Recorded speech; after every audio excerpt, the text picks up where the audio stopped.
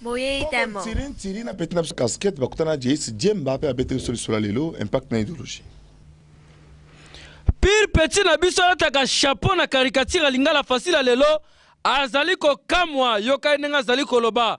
ba mama bokilo bazalaka bato ya soni pe ya respect kasi ya mama kapi somo ye afandaka toujours liboso ya ndaku na ye pona kosengaka mibali nyonso oyo mwana na ye Jolie ayaka na bango yoka na mupanta fandi yoka Jolie nenga yebisi mobali na ye chérie tala mama na biso yeyo yoka mama kapi nenga zongisi ezali ngai tata kasi pia kezoboma biso makasi mbala moko ye ya pe ndenge ezalaka toujours boyebi mobali nyonso deva basemeki fo sala eloko basentir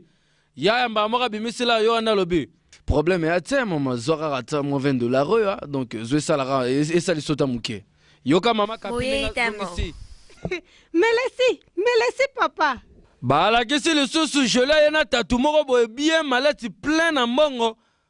tatu wana azali kosopela mama mbongo yoka mama kapi ndenge azali kosepela nde bandi kobwakelela kokamwa esuki wana te Jolie ye lisusu na vie mandefu yoka lare ndenge azali kobwaka mama kapi toujours azali koyanga mino esengo ndenge bazali kosopelela Jolie ye suna mobali mususu ta bazotambola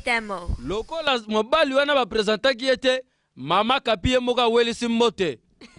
mbote papa oyo chance lokolo ye yoka tipe ya Jolie wana ya faux pour ndenge kanisi na sa mutema milobeli mais moi je comprends pas mais maman moi était ça nini tiri via idéologie yebe na ndenge na ye ameki ko kanisa na ba mama ya modèle ya boye yoka ndenge lobe ya solo lulengi ya boye izali mabe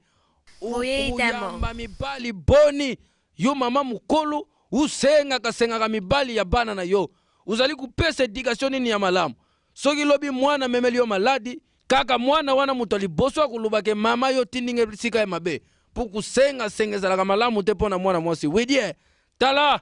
ndeko ke bana ba famille mususu kokende boye bako banda kosengo bana na mama tina tata mwasi keba ya sal Moyetamo